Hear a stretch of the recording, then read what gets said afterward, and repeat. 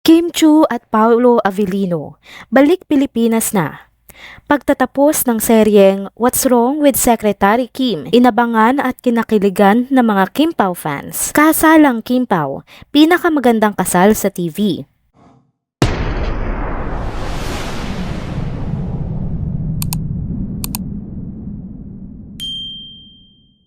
Hello mga ka-trenders! Welcome back muli sa ating channel. Kung bago pa lamang kayo dito, huwag nang kalimutang mag-like, mag-subscribe, at i-hit na din ang bell notification para lagi kayong updated sa mga balitang trending at napapanahon. Naku mga ka-trenders, mixed emotions nga ang nararamdaman ng mga fans ng Kim Pao dahil sa kasabay nga ng pagbabalik ni Kim at saka ni Paolo sa Pilipinas galing Dubai ay ang pagtatapos din ng seryeng pinagbibidahan nila na What's Wrong with Secretary Kim, ang Philippine adaptation ng sikat na K-drama sa Korea na original nga na pinagbidahan nila Park Seo-joon at Park Min-young. Narito nga ang mga para sa akin ay top highlights na nasabing finale episode na naganap nga po kagabi ng madaling araw. Una, ang short stint ni Dr. Vicky Bello. Hindi naman lingid sa lahat na si Kim Chiu ay isa sa mga Bello babies.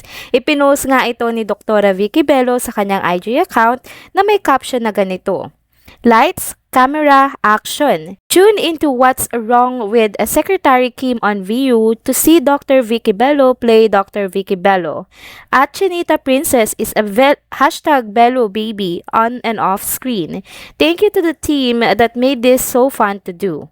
Ang pangalawang highlight naman para sa akin ay ang pagkakasundo ng mga cast, lalong-lalo na ng magkapatid na Brandon at Cyrus. Grabe nga ang naging road to restoration or reconciliation ng relationship ng pagkakapatid na ito na ginampanan ni na Paolo Avellino at Jay Cuenca. Dito sa final episode na ito, unang tinawag ni Brandon si Cyrus na kuya at ito pa nga ang tumulong na mag-book ng resort na pinaganapan ng kasal ni Brandon at Kim. Napakadami nga din magagandang feedback sa relationship ng dalawa sa serye na ito. Ito nga ang ilan sa mga reactions ng mga netizens patungkol dito. Sabi ni @Esteora, the best bros, mapa real or real. Kim Pao WWWSK finale. Hashtag What's Wrong with Secretary Kim PH. Hashtag Kim Pao on VU. Hashtag Kim Pao on I Want TFC. Sec Kim and BMC. Hashtag Kim Pao, Paolo Avellino, and Kim Chiu. Sabi naman ni Kimi Dauntless, the restoration of siblings relationship. Good job, IJ Cuenca and me, Paolo Avellino. You did it well. Damang-dama ko kayo. Ang dami kong iyak. Sabi naman ni RDM10, the best on and off screen brothers. Kudos to both of you.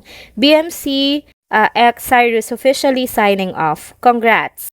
Siyempre, ang top highlight natin ay ang mismong naganap na kasalan ni na Brandon at Kim. Dinaos nga ang kasal ng dalawa sa beach kung saan sila lamang dalawa ang nandoon. Napakaganda nga ng kasalan at ang komento nga ng karamihan sa ating mga netizens ay ito na ang pinakamagandang kasalan sa isang serye para sa kanila.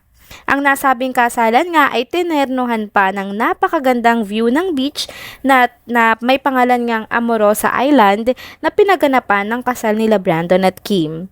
Napakaganda din ng suot na gown ni Kim dito at syempre sa dulo happy ending ang lahat dahil nagpuntahan pa din ang pamilya at mga malalapit nilang kaibigan sa venue ng kasal.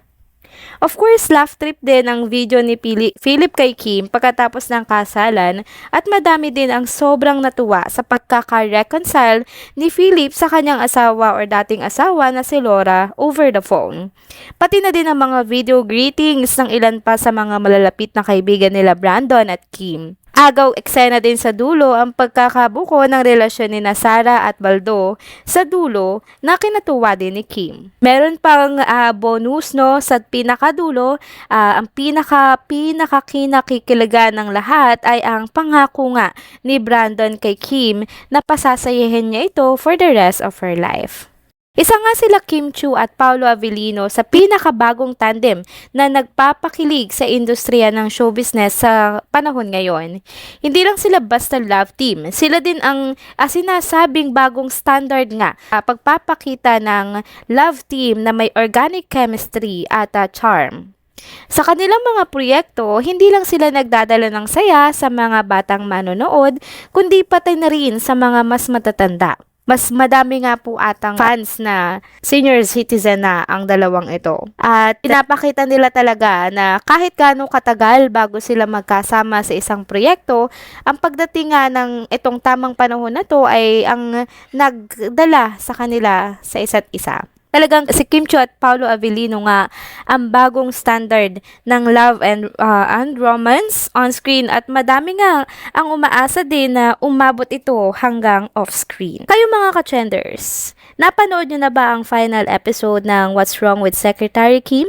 Ano pinaka-favorite parts nyo so far? Share nyo na by commenting down below. That's it mga ka-trenders, dito na po muna nagtatapos ang ating isa na namang trending video update patungkol sa Kim Pao. Salamat sa inyong pagsusubaybay at pagsama sa akin hanggang sa dulo ng video na ito. Pero bago kayo umalis, huwag niyo na pong kalimutang mag-like, mag-subscribe at i-hit na din ang bell notification para lagi kayong updated sa mga balitang trending at napapanahon. See you on my next one. Paalam!